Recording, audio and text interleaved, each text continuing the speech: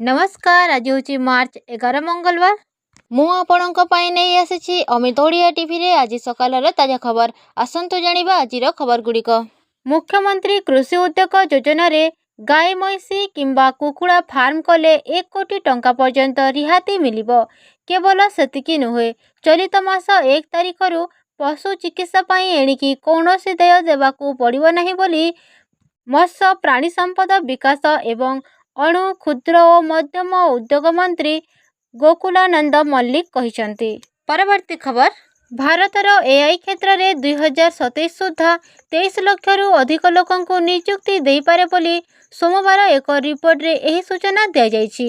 Ben and company रा एक report अनुसार देश में वर्धित चाहिदा पूरण करने पाई विद्यमान प्रतिभा को पुनः प्रतिशिक्षित एवं दक्षता वृद्धि करने अत्यंत गुरुत्वपूर्ण। रिपोर्ट रे कहा जायछि जे भारत रे एआई प्रतिभा पुल प्राय 12 लाख को वृद्धि पाइबार आशा करा जाउछि। परवर्ती खबर। पुलिस को मिलिबो स्पीड बाइक, सूचना देले मुख्यमंत्री। एथर अपराधी को धरिबा हेबो सहज। पुलिस को मिलिबो स्पीड बाइक और बोलेरो। राज्य सरकार पक्षरु अपराध नियंत्रण पाई स्पीड गाड़ी, स्पीड बाइक और बोलेरो जोगाई दियाजिबो। सूचना अनुसार पुलिस को मिलिबो द्रुतगामी बोलेरो, स्कॉर्पियो और बाइक। एने गृह रे मुख्यमंत्री उत्तर रखिछंती। परवर्ती खबर। आकाश रे देखाजिबो लाल चंद्र, मार्च 14 रे घटिबो दुर्लभ घटना। आकाश रे दृश्यमान हेबो लाल रंगर चंद्र। 13 तारिख राति रे और 14 तारिख सकाले यह देखिबाकू मिलिबो। सही दिन पूर्ण चंद्रग्रहण मध्य हेबो, जहाँकि ज्योतिर्विज्ञान इतिहास रे एक दुर्लभ घटना हेबाकू जाउछि, कारण एथर चंद्र लाल रंग रे देखिबाकू मिलिबो। वैज्ञानिक माने यहाकू सुपर लूनर इवेंट कहितांती। परवर्ती खबर।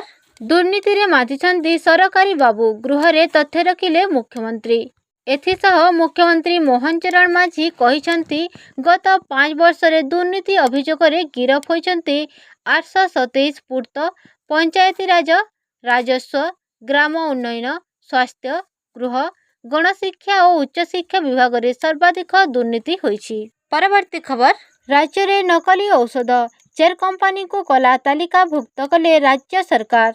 गत किछि वर्ष मध्य ओडिशा रे नकली औषध रे एक बड़ वृद्धि घटी। सोमवार विधानसभा रे ओडिशार स्वास्थ्य एवं परिवार कल्याण मंत्री डॉक्टर मुकेश महालिंगक एक विवृत्ति यह प्रकाश पाई। रिपोर्ट अनुसार उत्तर प्रदेश, मध्य प्रदेश, कोलकाता एवं हैदराबाद भली अन्य स्थान नकली औषध जोगाण करा जायतिला। भाजपार धर्मगढ़ विधायक सुधीर रंजन पट्टजोशी एक प्रश्नर उत्तर दे मंत्री कहिसंती जे ओडिशा राज्य मेडिकल कॉर्पोरेशन द्वारा किणा जायतिबा 103 औषध निम्न मानर बोली जना पड़िछि। एबे गत 3 वर्ष मध्य 4 जोगाणकारी को कला तालिकाभुक्त करा जायछि। परवर्ती खबर। ओडिशा को फिनटेक हब गढ़ी तोलिबा लक्ष्य, आसिबो नुआ फिनटेक नीति। सारा देश में फिनटेक क्षेत्र द्रुत अग्रगति करुछि। ओडिशा को एक फिनटेक हब भावे गढ़ी तोलिबा लक्ष्य रखिछंती राज्य सरकार। यहाको नजर रे रखी ओडिशा एक फिनटेक नीति आनिबो बोली राज्य अर्थनैतिक सर्वे रिपोर्ट रे कहा जायछि। राज्यर अर्थनैतिक एवं सामाजिक विकास रे फिनटेक फार्म गुड़िकर योगदान को बढ़ाइबा लगी एक ब्लूप्रिंट आसिबो। परवर्ती खबर। लोअर पीएमजी रे 12 संगठन कर्मचारी रणहुंकार, स्थायी नियुक्ति देवाको नारा। विभिन्न दाबी नहीं बर्षिले 12 संगठनर सदस्य। डबल इंजिन सरकार को कड़ा समालोचना। ओष्टा समावेश रे शिक्षयित्री खोलिले सरकारंकर मुखा। ओडिशा स्कूल कॉलेज शिक्षक और कर्मचारी समन्वय समिति पक्षरु महासमावेश। राज्य सरकार विरोध रे रणहुंकार। परवर्ती खबर। राज्य रे ताती पुणी करिबो कलबल। होली पूर्व 6 जिला को अलर्ट करा जायछि। ताती रे जलिबो पश्चिम ओडिशा। 3 रु 4 दिन हेबो ताती सामान्य कम थिबा बेले गत सोमवार ठारू पुणी बढ़िछि ताती। ताती बढ़ुतबा बेले हिट वेव प्रभाव सतर्कता जारी करिछि पाणीपाग विभाग। 13 और 14 तारिख 2 दिन हिट वेव सतर्कता जारी करा जायछि। संबलपुर, कलाहांडी, झारसुगुड़ा, बलांगीर, बौद्ध और सोनपुर को सतर्क कला पाणीपाग विभाग। एही सबु जिला गुड़ी को येलो वार्निंग जारी करा जायछि। परवर्ती खबर। होली समय रे यात्री भिड़ एड़ाइबा पई पूर्वतट रेलपथ बड़ पदक्षेप, चलिबो स्वतंत्र ट्रेन।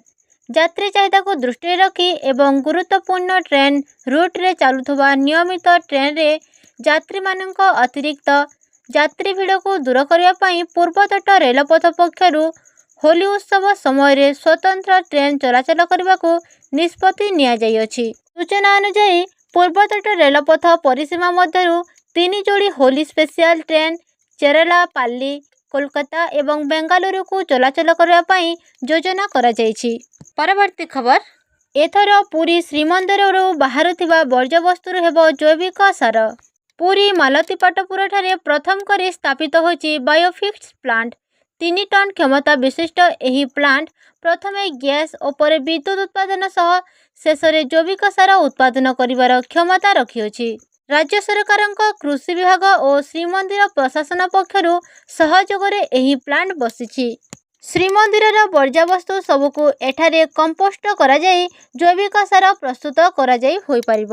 ପରବର୍ତ୍ତୀ ଖବର, ଓଡ଼ିଶାରେ ବାଂଲାଦେଶୀ ଅନୁପ୍ରବେଶ ପାଇଁ ପଶ୍ଚିମବଙ୍ଗ ସରକାର ଦାୟୀ ବୋଲି କହିଲେ ରାଜସ୍ୱ ମନ୍ତ୍ରୀ।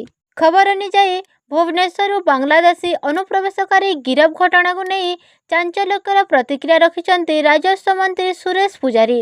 ଓଡ଼ିଶାରେ ବାଂଲାଦେଶୀ ଅନୁପ୍ରବେଶ ପାଇଁ ପଶ୍ଚିମବଙ୍ଗ ସରକାର ଦାୟୀ। ପଶ୍ଚିମବଙ୍ଗ ଦେଇ ଓଡ଼ିଶାକୁ ପଶୁଛନ୍ତି ବାଂଲାଦେଶୀ ଅନୁପ୍ରବେଶକାରୀ। ବର୍ଡରରେ ଅନୁପ୍ରବେଶକାରୀଙ୍କୁ ଚିହ୍ନଟ କରିବା ରାଜ୍ୟ ସରକାରଙ୍କର କାମ। କିନ୍ତୁ ପଶ୍ଚିମବଙ୍ଗ ସରକାର ନିଜ କାମ କରୁନାହାନ୍ତି। କେନ୍ଦ୍ର ସରକାରଙ୍କ ଆଇନ ଓ ପଦକ୍ଷେପକୁ ମଧ୍ୟ ସହଯୋଗ କରୁନାହାନ୍ତି ପଶ୍ଚିମବଙ୍ଗ ସରକାର। ପରବର୍ତ୍ତୀ ଖବର, ଚାଷୀଙ୍କ ରେଲରୋକ ଆନ୍ଦୋଳନକୁ ଭଣ୍ଡୁର ଉଦ୍ୟମ, ଚାରିଆଡ଼େ ଘେରିଛନ୍ତି ପୋଲିସ ଆରପିଏଫ୍। ବରଗଡ଼ ଜିଲ୍ଲାରେ ପ୍ରଧାନମନ୍ତ୍ରୀ ଫସଲ ବୀମା ଯୋଜନା ବାଟବଣା ହୋଇପଡ଼ିଛି।